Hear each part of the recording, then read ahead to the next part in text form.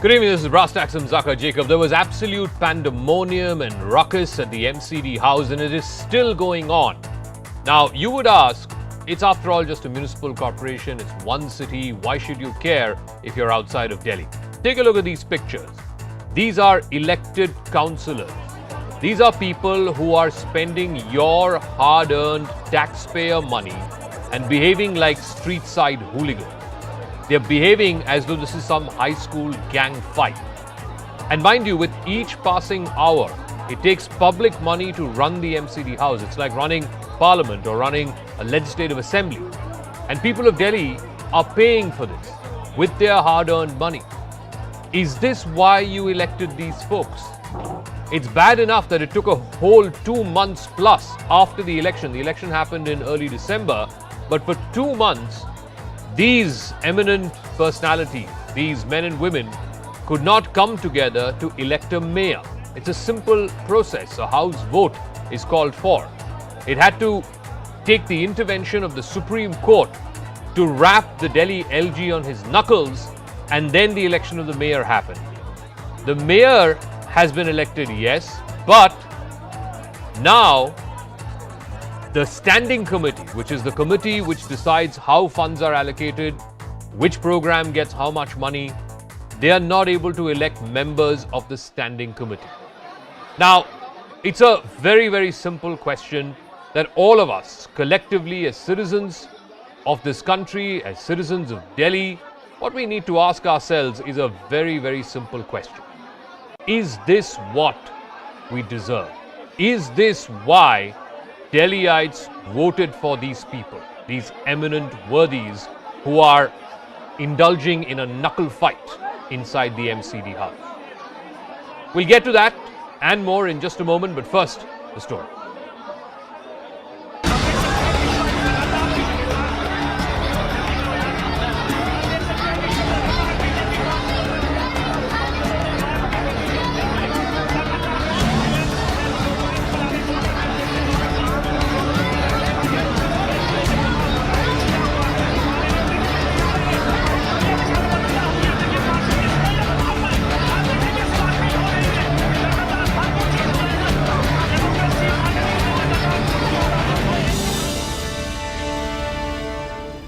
Unbelievable scenes, folks. Unbelievable scenes unfolding in the well of the MCD house.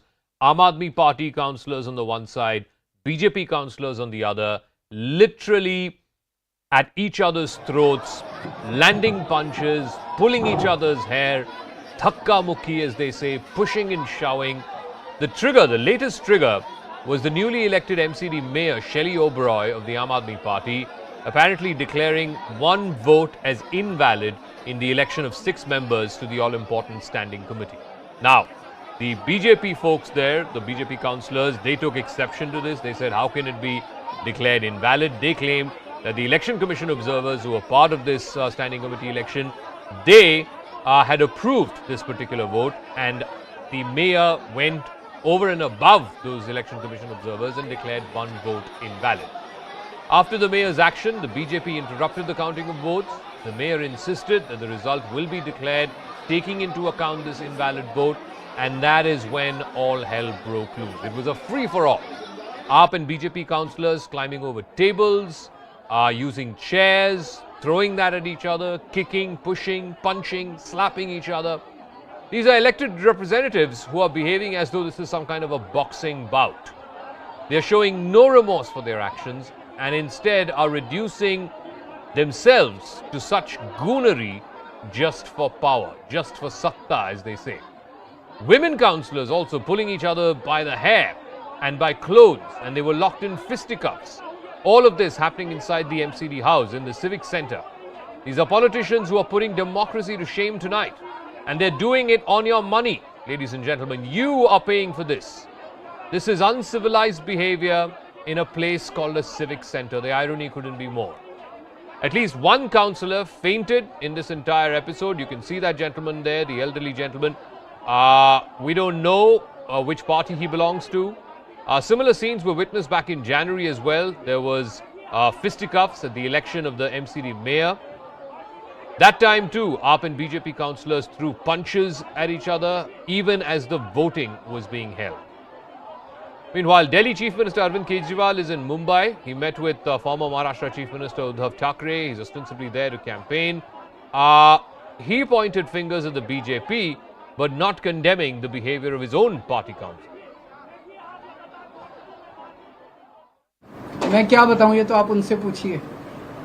गुंडागर्दी के सिवा उनको कुछ काम नहीं आता। अगर वो इतना देश की जिम्मेदारी उन लोगों को दी हुई है, अगर वो देश के बारे में सोचें तो देश बहुत तरक्की कर सकता है। चारों तरफ गुंडागर्दी, चारों तरफ ये, इससे देश आगे नहीं बढ़ता। हम आपस में क्यों लड़ते हैं? हम आपस में इतनी गुंडागर्दी क्यों कर रहे हैं ये लोग? भाई, जब दिल्ली की जनता ने 134 सीट हमको दी, 104 सीट उनको दी, तो मेयर तो हमारा ही बनना चाहिए। 2.5 महीने से मेयर ही नहीं बनाया। डिप्टी मेयर तो हमारा बनना चाहिए। स्टैंडिंग कमेटी तो हमारी होनी चाहिए। बना ही नहीं रहे, रोज लड़ते हैं। बताओ, मेयर का चुनाव कराने के लिए अगर हमें सुप्रीम कोर्ट जाना पड़ेगा तो ये तो दुख की बात है। And now the Delhi BJP will lodge an official complaint with the Delhi police. They're saying that AAP MLA and leader Atishi was the one who was responsible for instigating the violence inside the Delhi Civic Centre. We don't know on what basis they're claiming that, but the information that we're getting is that the Delhi BJP will now go to the Delhi police, meet the police commissioner, and officially lodge a police complaint against Atishi for quote-unquote instigation. Akash is joining us live from the Delhi Civic Centre. What is going on there right now, Akash? What is the latest? Has the vote counting resumed? Has the vote counting results been ratified? Where is the mayor through all of this? What is going on? What is the latest? Right. So, Zaka, first of all, the latest development is that mayor is back on her seat. You can see as of now, this house has been, started once again. In fact, it was not adjourned. In fact, we saw that how, mayor has to leave her seat, and now she is back. We can see that Aam Aadmi Party councillors are very much there present in the house, but BJP councillors are not present. We saw a whole lot of drama where, in fact, these councillors were involved in physical spat. They hit each other. They thrown bottles, and they damaged the property of the civic center. But as of now, while BJP on one hand is claiming that it was Aam Aadmi Party councillors who attacked the women councillors of BJP, Aam Aadmi Party on the other hand is saying that since BJP was very much on the demand that this vote should be considered valid, that's why they lost their control and they attacked the women councillors of Aam Aadmi Party.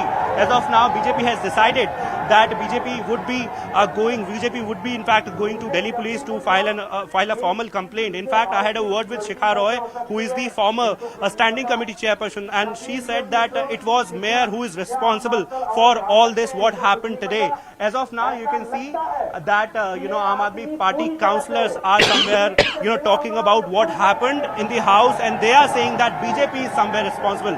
Also, Zaka, as you rightly mentioned, what happened in the house today. We know that this was the election for 6 members of the standing committee, and at the very same time we know that the fight was actually for the 6th member. As far as the calculation is concerned, so we know the maths, and as far as these counts and vote counts are concerned, so BJP was very comfortable, in fact was in position to get 2 members elected very comfortably, and on the other hand Aam Aadmi Party was in condition where they can get 3 of their members elected very comfortably.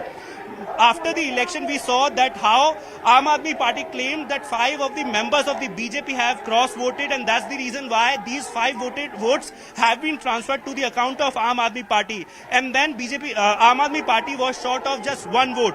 On the other hand, BJP was, getting 1 vote extra, and it was declared from the chair of the, mayor that this 1 vote is invalid since, 2 numbers have been written on the ballot paper, and this is invalid as per rules.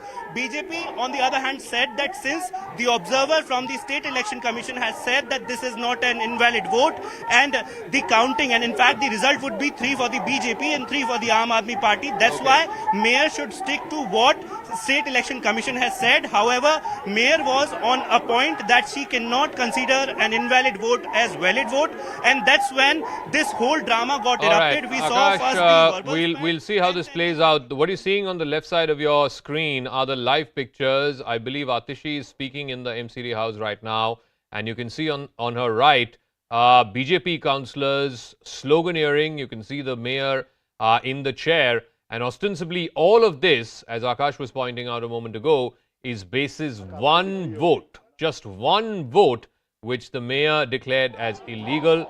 Let me go across to our guests who are joining us. Vineet Goenka is BJP spokesperson. Will be joined by Siddharth Sharma of the Aam Aadmi Party as well. Arun Anand is consulting editor with First Post. Vineet Goenka, I don't want to, go into narrow party politicking. Both sides were involved in today's violence. There was dhakka mukki, there was hair pulling, there was pushing, shoving. I mean, is this what Delhiites voted for, sir? I mean, the fact that it took 2.5 months to elect a mayor when the verdict was clear in and itself, that itself is a shame. And now, standing committee cannot be elected? People have to come to blows for it on taxpayer money? Saka, Ram Ram to you, to my co-panelists, and Ram Ram to all the viewers who are watching this particular part. I would like to take 12 names in front of you, and 12 names. That will tell you the entire character of the incidents which happened today and the character of Aam Aadmi Party. Senior bureaucrat Anshu Prakash assaulted in front of CM. MLA Amanatullah Khan and MLA Prakash Jaiswal, they have been tried. IB officer been killed by Tahir Hussain, who is councillor of Aam Aadmi Party. Somnath Bharti, who assaulted a guard of AIMS, and also he's a wife beater, is been convicted. Satyendra Jain is in jail for Hawala Kand.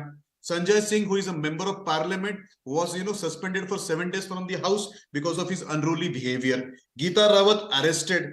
Brother-in-law of MLA Akhilesh Tripathi been arrested. Minister Vijay Singla was arrested. MLA Amit Ratan was arrested. Father of an MLA, Raki Birla, was accused of rape. Now, our councillor Pramod Gupta was assaulted day before yesterday, and today we saw that after instructions coming from Atishiji, the lady councillor of Aam Aadmi Party started this ruckus. So this party has this character of assaulting Gundaism. They don't go along with LGs. You have seen all the three. But Vinitji, tell me, are you seriously suggesting that your councillors were not involved in the dhakka mukki today? Your councillors were just standing by. No, sir, I'm asking you. Let me finish my question, please. Let me finish my question. I'm asking you, are you saying that your councillors were standing by doing nothing, only Aam Aadmi Party councillors were going on the rampage? Because from the video, it's clear both sides are hitting. Thank you for asking this. I have given you 12 names, 2 ministers, more than half a dozen MLAs who have been either convicted, arrested or jailed. Councillors, we have seen the way anarchist chief minister has done it. He has this tendency of having a mopocracy. He has a tendency of calling himself as to be the Malik of this state. This tendency, this attitude makes them to do this kind of behavior. You have seen clearly in the video, and in case you have not seen it, please see my Twitter line. No, I have seen the video. I have seen the video. You have given 12 names which are not connected to today's incident. I think we should talk about today's incident, Vinitji. And let's not fool our viewers. I think both sides are at fault. But I'm going to ask Siddharth Sharma a very, very pointed question. How can the mayor, Mr. Sharma, of your party declare a vote as invalid when the election commission observers have declared it as valid? Where does the mayor have that power? And that is ostensibly what led to all this ruckus. Just because you don't want to sacrifice one member at the standing committee, look at what Delhiites have to face today. I mean, is this even acceptable? Ye kya? What? This is high school fight? What is going on? Zaka, am I audible? Yes, you are. Yes, you are. The program just. Yes. Okay. Zaka, I just heard your question.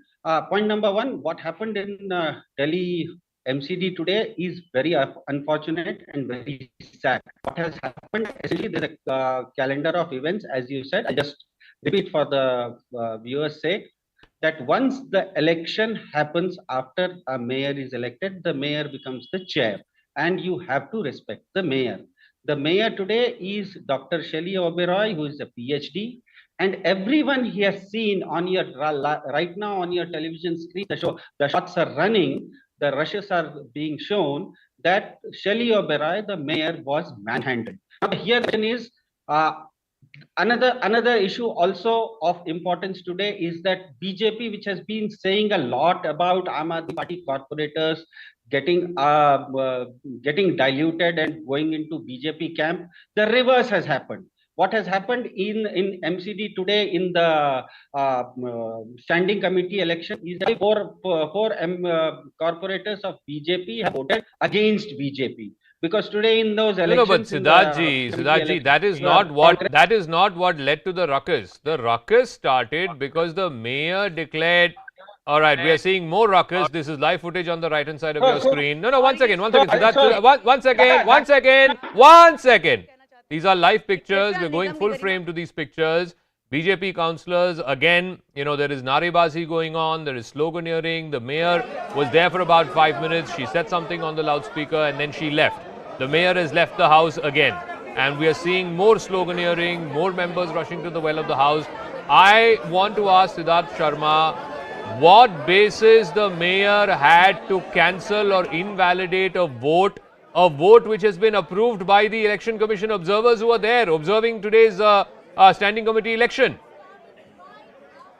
Zaka, I hope you are not saying that what the mayor did in response to that, what the BJP did in manhandling a woman was right. No, I'm not saying that. But you have to talk about the trigger. And this was the trigger. Sir, this is the trigger.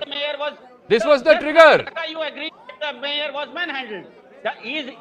The problem with BJP is that it is so drunk on power that it has withdrawal symptoms. When it doesn't get power, just like a drug addict goes through withdrawal symptoms, BJP is going through a withdrawal symptom. Okay, I am getting some breaking news. The House has been adjourned. Now the election of the standing committee members has been postponed to Monday. So like we had to wait for 2.5 months to get a mayor in the first place, now we have to wait for another week to get a standing committee that can elect 6 members. Now again I come back, Vineet Goenka. Mayor may or may not have been right in that decision. But the response to the decision can't be this. I'm sorry, sir. What is this nonsense? Exactly, Jaka. Exactly. The response cannot be that Atishi instructs her lady councillors to assault other councillors. See the video. You said it right. They cannot manhandle councillors sitting there. They have done that. Siddharth Sharma. Yeah, everyone is, Vineet should see, I think Vineet is not being shown the rushes of the live show that you are doing right. It's very clear, people are seeing this, viewers of CNN, IBN are wise enough to see that it's only the BJP people and who are manhandling a woman mayor. It's like ulta chor kotwal ko date. It's open for everyone to see that the mayor, who is a PhD holder, who is an educated lady, who's been elected the mayor, is being manhandled by BJP corporators. I want to go to Arun Anand, the first post. Arun Anand, one second, I'm coming back to both the political spokespersons in 1 second. Arun Anand, the point is simple. Now, you had an election in early December. The verdict came one way or the other. Now, not many people agree with it, but this is, in a democracy, the will of the people is supreme. The people of Delhi have spoken. It took 2.5 months and 4 attempts. The mayor was elected in the 4th attempt. And not before the Supreme Court of India rapped the House, the LG and all concerned on the knuckle saying, what nonsense is this? It took the Supreme Court to intervene to get the mayor elected. Is this what Delhi deserves? Is this what Delhiites deserve? Arun. Zaka, I think one is that there are 2 issues here. One is that the mayor appeared to have, not acted in a bipartisan manner. The mayor appeared to have, though, the facts will come later. But so far, the way your correspondent was reporting and the facts, whichever facts that have come out. So one is that issue. But another issue is, okay, even if she has acted in a bipartisan manner, so the response from both the sides. So that's another issue. Now, I think, BJP councillors should have also acted with restraint. And of course, Aam Aadmi Party, they should not have also done that also. And I have had the opportunity to cover, MCD and all the standing committee proceedings in 1990s also. So there used to be, a lot of heated exchanges and there used to be a lot of debates. But I just want to bring out a point that ever since Aam Aadmi Party has emerged on the Delhi's political scene, so such kind of incidents appear to be happening too frequently. They never used to happen so frequently. Once in a while, of course, it used to happen, but not so frequently. So the question which you had brought out, so are we moving toward mobocracy? And BJP as a national party also has a responsibility, I think, to act with some restraint. Okay. So I think I'll give the final word to both Siddharth Sharma and to Vinit Goenka after this. Siddharth Sharma, I mean, this is happening in Delhi. Look at what is happening in Punjab. A bunch of goons come, attack a police station, and then somebody who's in judicial remand is set free. I mean, there again, the Aam Aadmi Party is ruling. The MCD, the Aam Aadmi Party, at least as per the mandate given by the people of Delhi, you should be ruling. But is this your rule? I mean, are there no problems in Delhi to fix? Zaka, you asked me two questions. I'll answer both.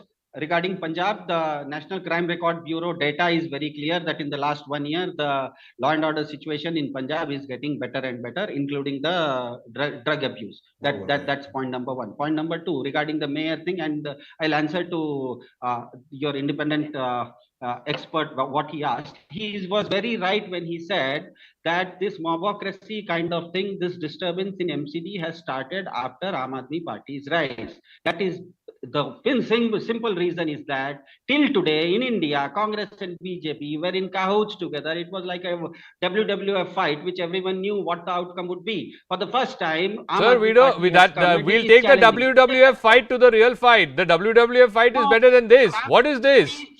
This is absolutely shameful, Siddharth ji. We will take shadow boxing instead of this. BJP is unable to digest that, and very strangely, the Congress is in cahoots with BJP in MCD because it chooses to abstain, just like India chooses to abstain from the United Nations. Okay, Vinit Goenka respond and then I'll wrap up after that. Vinit Goenka, what was happening was this shadow boxing, Congress or aapke beech mein setting thi. That's why Delhiites were getting a raw deal. Now Aam Aadmi Party has come. Both of you have a problem with Aam Aadmi Party's rise. You can't brook it. That's why we're seeing this kind of scenes. Aam Aadmi Party has an habit, and we have seen how bureaucrats were assaulted. That is the case of Anshu Prakash. Then IB officer was killed by Aam Aadmi Party elected representative. Then guard of AIMS was assaulted. Wife was beaten by Somnath Bharati. We have seen how they have created ruckus in parliament. We have seen, sir, I have not spoken when you were speaking. Please, don't be unruly here. Okay, let Vinit Goenka wrap up. Let him wrap up. I got to move on to other stories. You have to ask him to wait. So no, that's the behavior of an anarchist who calls himself to be a Malik of this particular state. They have to be warned. And we have seen Atishi instructing her councillor to assault. She should be investigated. Sir, but Vinit ji, again, look at the pictures, Vinit ji. Are you please telling me that only Aam Aadmi Party people are beating? Everybody is beating. Right now. Everybody is beating. Look at the pictures. Please look at the pictures. No, it was after the instruction of Atishi. Tell me, was the Chief Secretary of the State not been assaulted in front of Chief Minister at midnight? Tell me whether the IB staff was not killed. Tell me whether the wife of Somnath Bharti was not assaulted. Tell me whether Sanjay Singh was not. All right, that has no connection to what happened today. But be that as it may, I got to wrap up. Thank you very much to Siddharth Sharma, to Vinit Goenka, and to Arun Anand. It is absolutely disgusting what happened today in the MCD House. Hopefully, we will get a standing committee in Monday's elections. If that means going back to the Supreme Court and the Supreme Court again sort of giving a tongue lashing to the councillors, then so be it. But let's see how this story plays out. Meanwhile, let's shift focus to the other story, which is today marking a grim milestone. It's been exactly a year since Russia invaded Ukraine. There have been losses on both sides. The militaries of both countries are exhausted, and yet neither side is refusing to blink. And this war has turned into a West versus Russia and China war, whether you like it or not.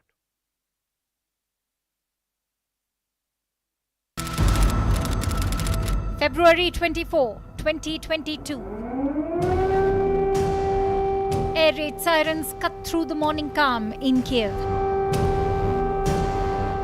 This as the Russian President Vladimir Putin declared war on Ukraine. Мною принято решение о проведении специальной военной операции.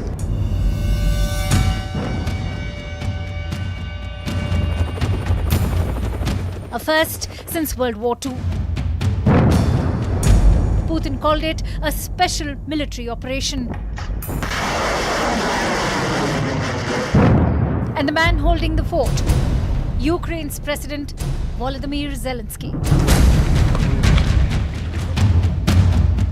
The international community went into a huddle.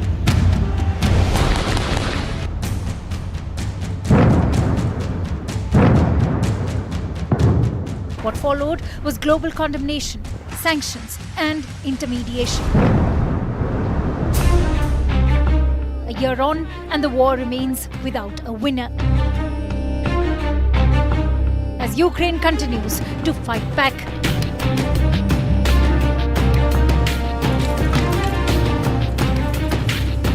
One year ago, the world was bracing for the fall of Kyiv. Well, I just come from a visit to Kyiv, and I can report Kyiv stands strong. Kyiv stands proud. It stands tall. And most important, it stands free. When Russia invaded, it wasn't just Ukraine being tested. The whole world faced a test for the ages. We are not fighting the Ukrainian people. I've already spoken about this many times. The people of Ukraine became a hostage of the Kyiv regime and its Western masters. It is right now and here in Ukraine that the future of a world order based on rules, humanity, and predictability is being decided. For the Russian president, the West should be blamed for this war. Here's how Putin's invasion has unfolded so far.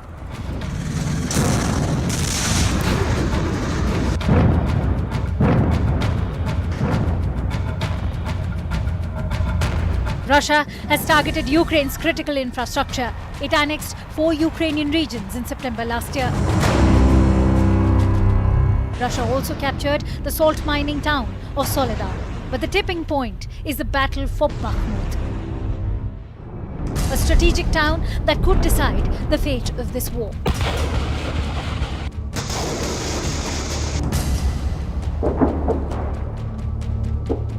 As Russia slowly gains ground, but the country faces significant losses in Donbass, just as it did in the north where Ukraine reclaimed cities, mainly Kherson.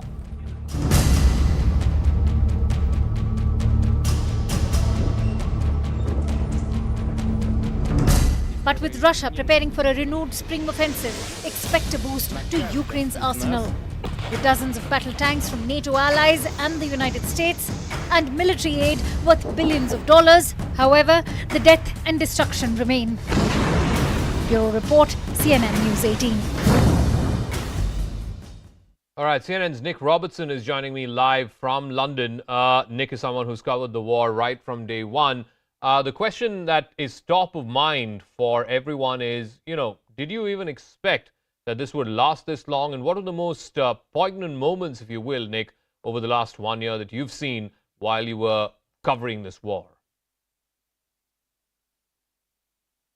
I think at the beginning it was expected that Russia would really make and hold gains very quickly. It didn't. So I think within a month we realized that the war wasn't going to go Russia's way.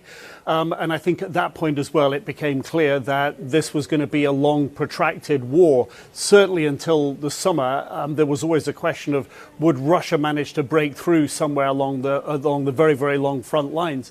And I think perhaps one of the most poignant moments for me was being in Kherson after that city had been retaken by Ukrainian forces. They'd been wanting to get in there for a long time.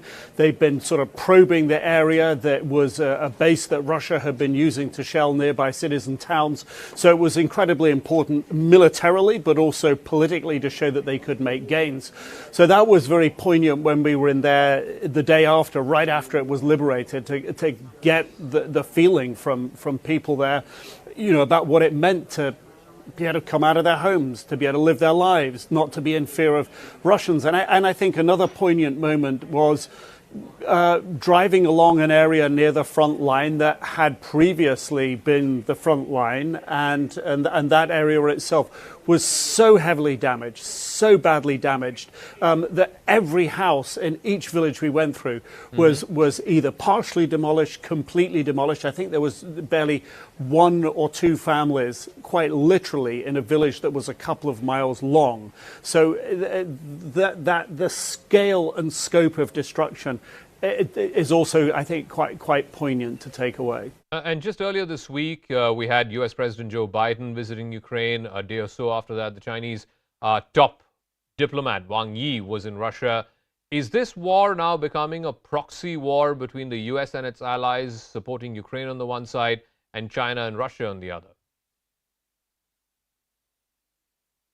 Yeah, and China has used that language itself. It's saying that Ukraine and the United States are in a reinvigorated Cold War scenario, if you will.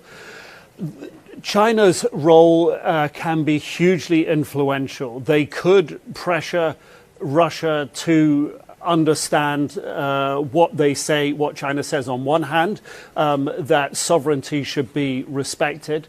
The perception in Ukraine and in the United States and in Europe and in the other Western powers, we can talk about South Korea, we can talk about Japan and others as well who support Ukraine, is that China's not playing a neutral role here. They appear to be putting themselves forward as a neutral party, but they've signed an agreement of unlimited support and cooperation with Russia. They're providing non-lethal aid and assistance to Russia at the moment. Russia's economy is hurting. China is helping by doing business with Russia, is helping keep the economy in Russia afloat, therefore keeping Putin in this war.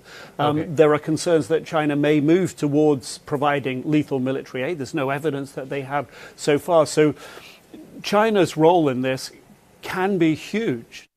All right, Nick Robertson, thank you very much for joining us, the Chief International Correspondent for CNN, live from London for us tonight. Let's now open this up to our guests. Ksenia Kondratyeва is a senior Russian journalist.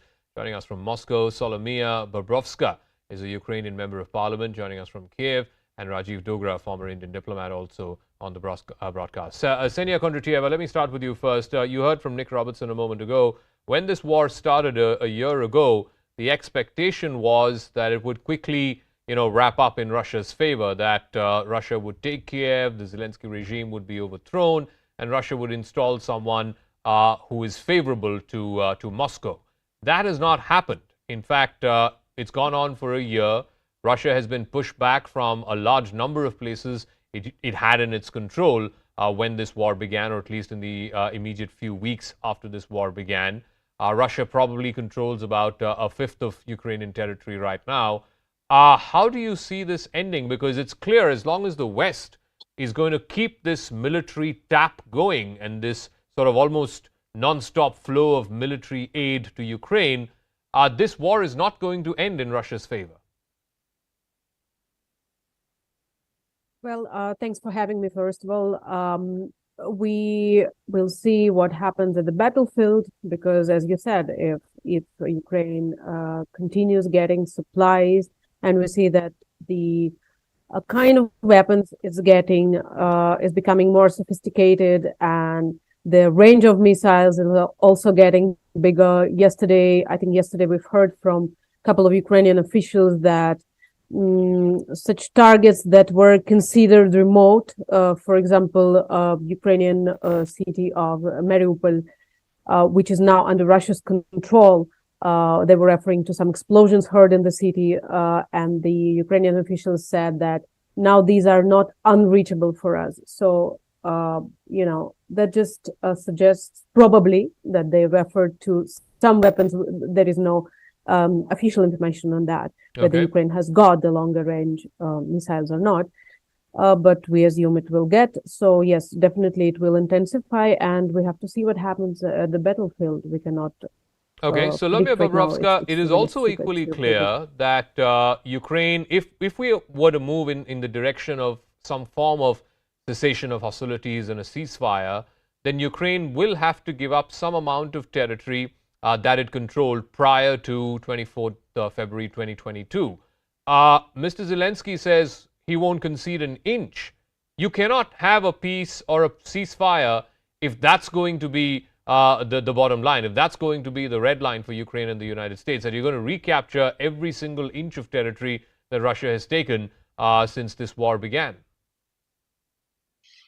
The point is, we tried to believe in a ceasefire since 2014, when Russia illegally annexed Crimea and part of Luhansk Donetsk region. That's what the problem, that we signed the Minsk agreements because of the very long negotiations with France, with Germany, with Russia in Minsk. And that was the biggest problem. That was the biggest preparation before the Great War, as it happened last year in this day. So President Zelensky is absolutely right. If once we trust and believe, we see what happened and what can happen. So that's why we will find as well the solution only on the battlefield.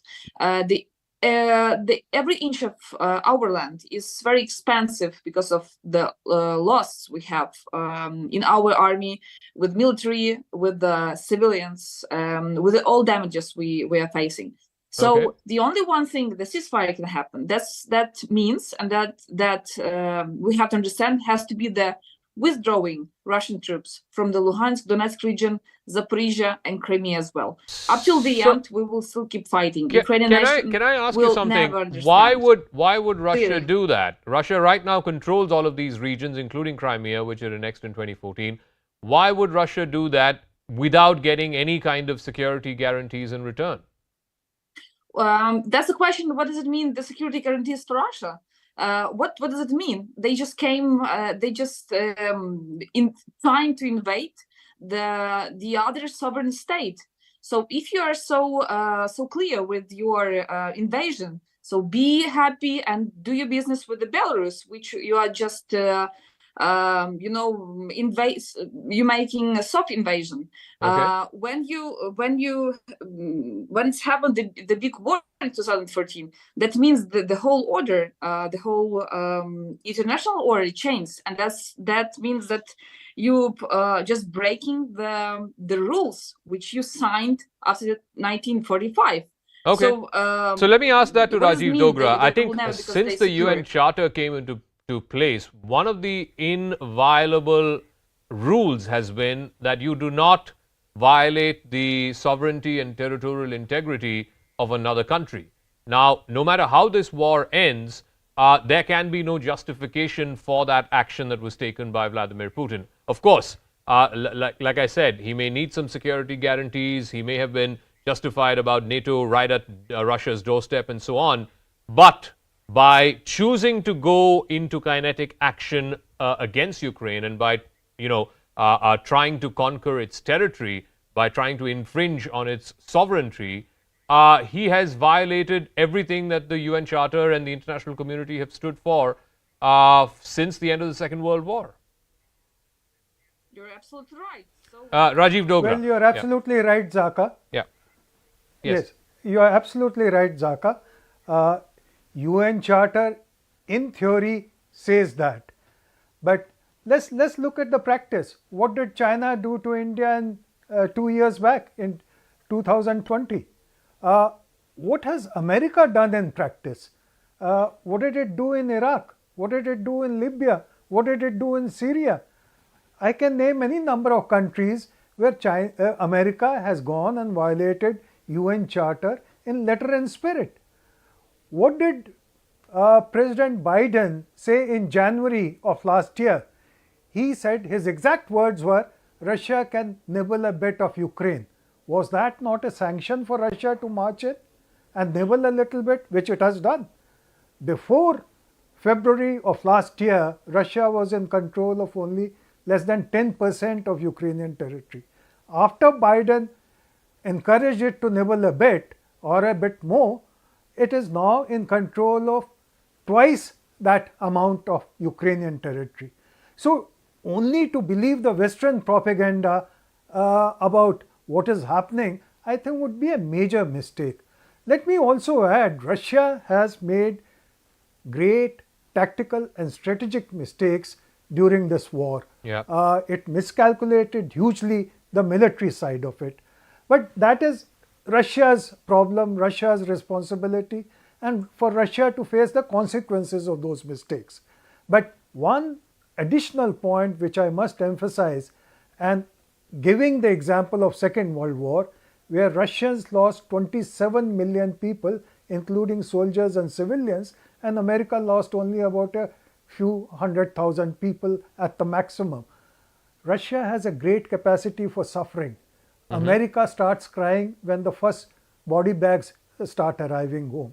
So America at the moment is enjoying itself because it is fighting to the last Ukrainian. Yeah. But the moment American mercenaries start getting killed, then there will be another picture that will start hearing about. Okay, so let me go back to Ksenia Russia Kondratyyeva has as well as Solomia Bobrovska, and then I'll wrap up this particular segment. So Ksenia Kondratyyeva, it seems like, and this is what the US is saying, this is what Ukraine is also saying, that this entire thing will stop tomorrow if Vladimir Putin decides. The impression that the rest of the world seems to have is that Vladimir Putin has gone crazy. This entire war was his idea. His generals, not all of them were entirely on the same page, but obviously you can't say anything against Vladimir Putin if you want to be in Russia. And this is basically an entire war for the last 1 year because of the paranoia of one man. I would suggest that that's a convenient point or convenient way to present the background and the whole tragedy of this war. Convenient for the Western media, Western propaganda. I would use that word because we not only have propaganda in Russia, which we do, but we have Western propaganda as well, and that's a fight between two propagandas. So it's a very narrow-minded point of view. But Ksenia, let me rephrase my question. Ksenia, let me rephrase my question. If instead of Vladimir Putin, there was another Russian leader, do you think he or she would have done the same thing? History doesn't know ifs. I don't really believe that. So I don't believe in the idea that somebody's, craziness about imperialism or hatred towards Ukraine. I mean, we read all this nonsense in the Western media, right? That has led to this war. I think you have to look at this conflict first of all as a geopolitical, conflict, and Mr. Dogra said it right. Okay. It's what is happening, and you yourself said it's a proxy war, and let's look at this conflict as the proxy war, first of all. Okay, so Solomia there are other Bobrovska, aspects to the conflict. on that note, essentially what has happened is Rajiv Dogra said, America may be fighting this war, providing you military aid and weapons and tanks and so on, but it's your people who are dying. America will fight till the last Ukrainian, not till the last American. Therefore, have you become sort of this punching bag in this proxy war between two big powers, US on the one side and Russia on the other? You have to understand one very clear thing. If someone is coming to your land to invade, if someone is raping your wife, sister, girlfriend, daughter, if someone is just killing your mom, grandma, grandpa, if someone making the horrible war crimes you've seen in Bucha or Irpin, or in Kharkiv, Zaporizhia, whatever, the Donetsk region, that means you don't care about who will be staying to the end in this war. The only thing will matter till what day you can stand for your land. Okay. Yes, for us it's crucial and it's very important. Who will be staying with us? With what they will be staying with us? With which kind of support, military support we will have? But believe me, the very first hours, I would say, or the very first day, show to the whole world and to the Western states as well, and I think, and for the Russians as well, that we will be fighting till the end, no matter how many and who will be staying with us on our side. All right, we'll leave it at that. I will say this much, that I think Solomia is right in as much as I don't think even the West expected Ukraine to put up this kind of a resistance to Russian onslaught, or the corollary is also just as true, that Russia being the much bigger military power, even perhaps the West would have expected Russia to run amok and finish this war in a matter of weeks, if not months. None of that has come to be true. Instead, here we are, 1 year into this war with no end in sight. And finally, the last story tonight, a day after Warisde Punjab chief Amritpal Singh and his followers stormed a police station in Ajnala on the outskirts of Amritsar and demanded the release of one of his aides. The cops today surrendered and got the judicial remand of this aide removed. He's now out as a free man.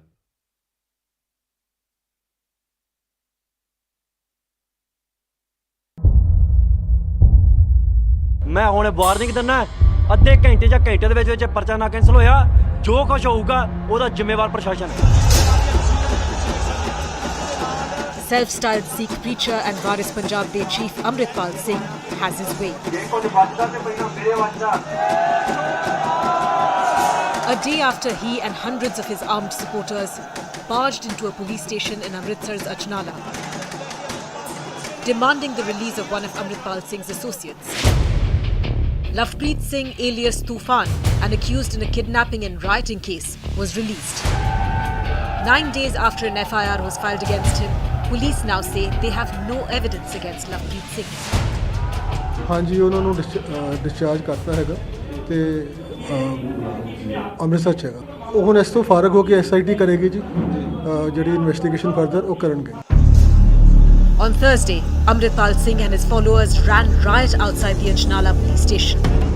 Armed with guns and swords and even carrying a copy of the Guru Granth Sahib, they breached the barricades put up by the police, clashed with them and stormed the police station.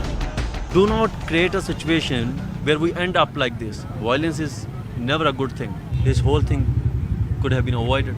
In video, you can clearly see police initiated the lathi charge. So guys were being defensive at the first place. The police acted with utmost restraint due to the maryada of Shri Guru Granth Sahib Ji and preserved it. And police could have opened fire. It could have led to more issues. Then top officers reached the police station and held direct negotiations with Amritpal. Police later announced that Lovepreet would be released. And less than 24 hours later, Amritpal Singh's aide walked out. ਮੇਰੇ ਕੋਈ ਵੀ ਨਹੀਂ ਉਹਦੇ ਵਿੱਚ ਹੈਗਾ ਸਾਰਾ ਕੁਝ ਸਾਰਿਆਂ ਨੂੰ ਪਤਾ ਵਾ ਜੋ ਵੀ ਸਿਸਟਮ ਹੋਇਆ ਦਾ ਵਾ ਬਾਕੀ ਸੰਗਤਾਂ ਨੇ ਬਹੁਤ ਜ਼ਿਆਦਾ ਦਿੱਤਾ ਵਾ ਜ਼ੋਰ ਸਾਰੇ ਦਾ ਧੰਨਵਾਦ ਮੇਰੇ ਵਾਲੀ ਮੇਰਾ ਜਥੇਦਾਰ ਭਾਈ ਅਮਰਤਪਾਲ ਸਿੰਘ ਜੀ ਆ ਸਾਰਾ ਕੁਝ ਉਹ ਸਿੱਖ ਕੌਮ ਦੇ ਜਰਨੈਲ ਆ ਤੇ ਜਰਨੈਲ ਚੜ੍ਹਦੀ ਕਲਾ ਚ The BJP accused the Aam Aadmi Party government in Punjab of giving a free run to Khalistani backers like Amritpal Singh. Punjab जिस दर्द के साथ जिस दुख के साथ के बादलों को छाट करके बाहर निकला था आज अगर गैर जिम्मेदाराना तरीके से वहां पर जो भी शासन में जो लोग हैं वो ऐसे लोगों को प्रश्रय दें ऐसे लोगों को प्राथमिकता दें जो कि पंजाब की बदहाली के जिम्मेदार रहे हैं तो निश्चित तौर से ये दुख की बात है चिंता की बात So what explains the bar that Amritpal Singh has that makes the police and the administration yield to his demands? So this man, 29-year-old Amritpal Singh, is being called the poster boy of Sikh radicalism in Punjab. He hails from Jalpur Khera village in Baba Bankla Tehsil of Amritsar. He left for Dubai in 2012. He worked there in the transport business for the better part of the last 10 years. He returned to India last year and took over Waris Punjab Day. Waris Punjab Day was founded by the late Punjabi actor and lawyer Deep Sidhu, who died in a car crash last year. Amritpal announced his presence in Punjab on the 25th of September 2022 when he participated in a large gathering at the Sikh holy city of Anandpur Sahib and was baptized according to Sikh tradition. 4 days later, a dastar bandi or a turban tying ceremony was held for him in Moga's Rode village, which was the native place of the former militant and Khalistan ideologue Jarnail Singh Bhindranwala. This ceremony marked his official installation as head of Waris Punjab. During his dastar bandi ceremony, he allegedly openly declared that Bhindranwala was his inspiration. Now, before he returned from Dubai last September, Amritpal Singh was living a very different kind of life there. He worked as a dispatcher in his family-owned transport business for 10 years. He was clean-shaven until November of 2021. But he remained fairly active on social media platforms like Facebook, often taking up issues concerning Punjab. But he only got traction from 2019 when he came out in support of the farmers' agitation against the now repealed farm laws.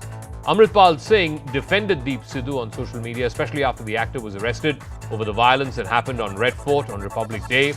After taking over Varis Punjab Day, he's been holding public gatherings across the state and delivering sermons about a larger social and religious transformation in the state. He focuses on solving the problem of drug addiction and believes that taking youth back into the Puritan form of Sikhi is also a key objective. Amritpal Singh claims that there is a continuous genocide of Sikhs in India. Take a look at some of his controversial comments. He claimed that the main issue facing Punjab was slavery and India's colonial rule in the state. The dilution of Sikh values, encouraging Sikhs to cut their hair and shave off their beard, are all part of the silent genocide, according to him, in Punjab. He also says that the Sikh empire was lost to the British in 1849 and they're asking for the empire back. He claimed that the idea of Khalistan is not for a separate state. It sounded like we were connected to something. But he says that the point is that we were forcefully taken into the Indian nation by the British. There was no India before 1947.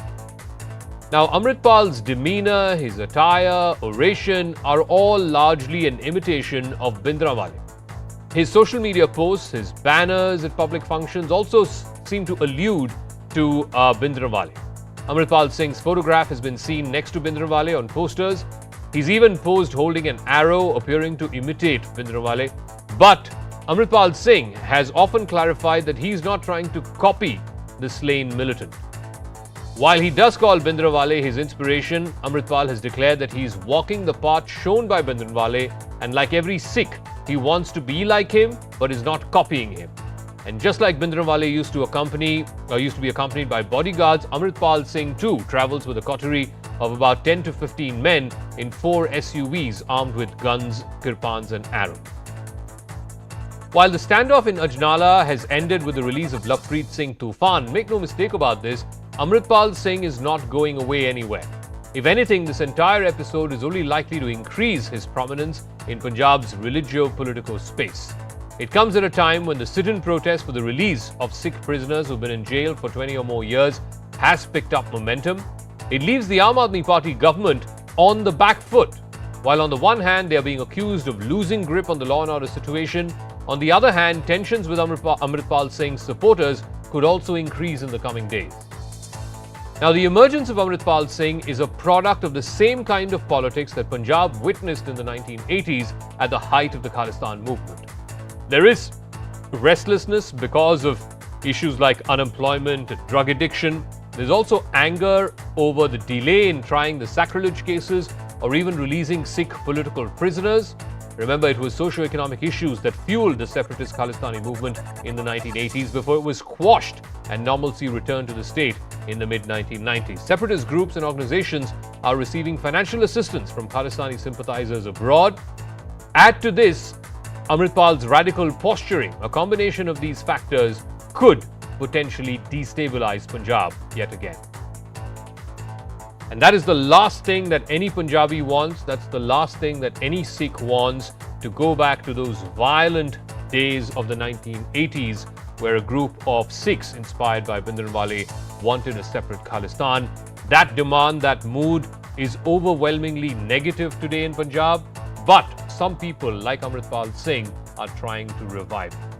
Let's hope the best is in store for Punjab. Thanks very much for tuning in. Good night.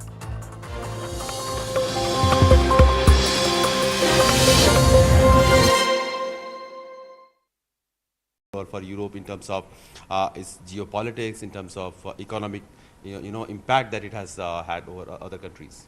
Yes, thank you. As you say, we are soon going to mark a very sad anniversary, which is 1 year of this unjustified and illegal aggression from Russia against its peaceful neighbor, Ukraine. This is a major violation of international law. It's a violation of the UN Charter, and it cannot go scot-free. Otherwise, the risk is that we would see a similar pattern of behavior repeated elsewhere, including in other regions.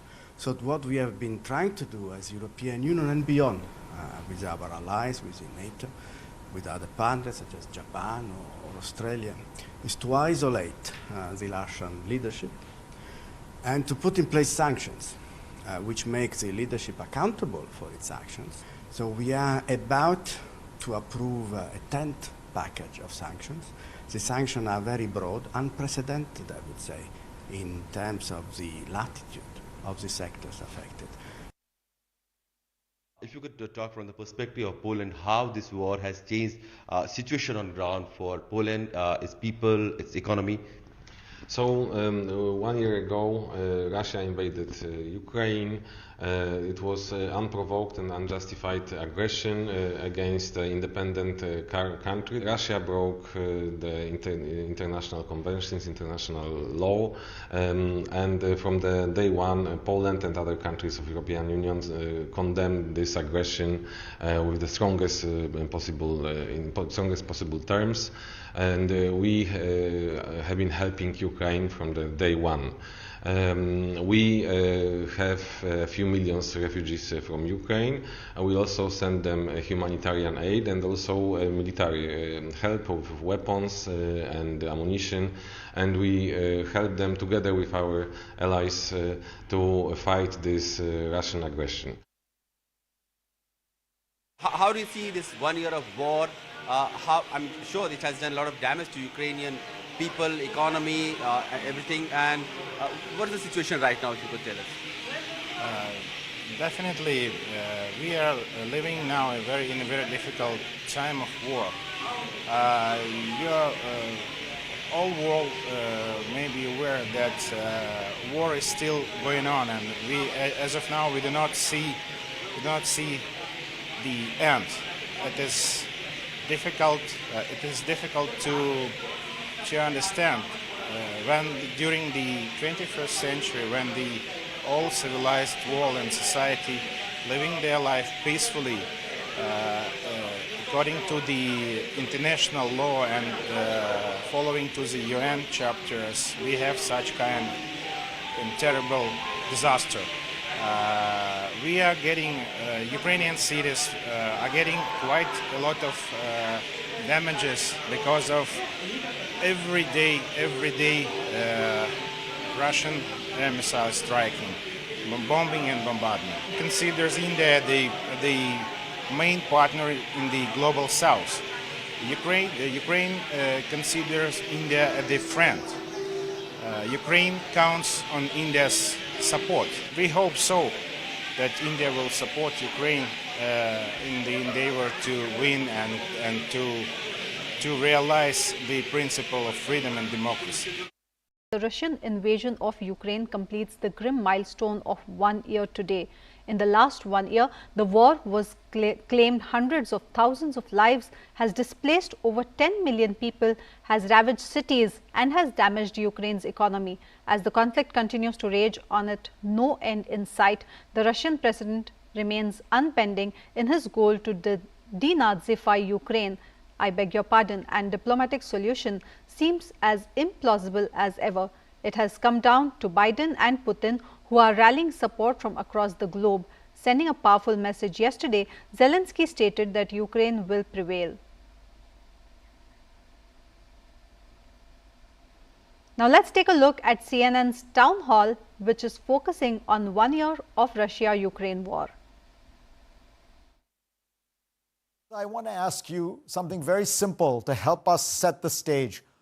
What is the state of this war right now? You've been covering it ever since it began.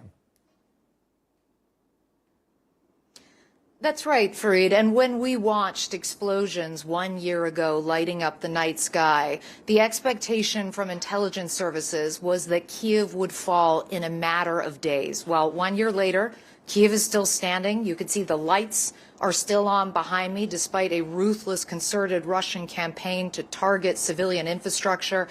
And the Ukrainian military has been able to launch several very successful counteroffensives, relying on a mixture of courage, obviously, but also creativity, savvy international support, and cutting-edge technology that has been crucial in pushing back Russian forces. But Ukrainian authorities now, Fareed, are saying that they want to take back all the territory territory they've lost. They want to return to 1991 borders, and that is going to be very tricky because the situation now is still grim, particularly in the eastern part of the country. It is a grinding war of attrition, looking more and more like a stalemate every day, and that's why you're hearing Ukrainian leaders coming out every day asking for that heavier weaponry they say that they need to finish this off. I want to first ask you, Jake, this was really an extraordinary trip. The president, first time in history, a U.S. president has entered a war zone that the United States did not control.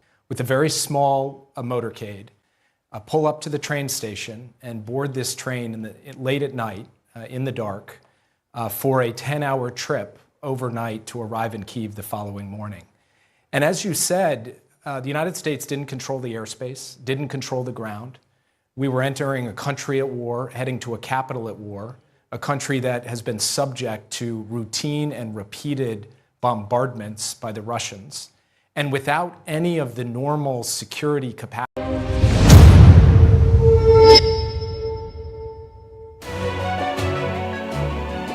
Hello, Namaskar. This is First Post and you're watching Vantage with me, Palki Sharma.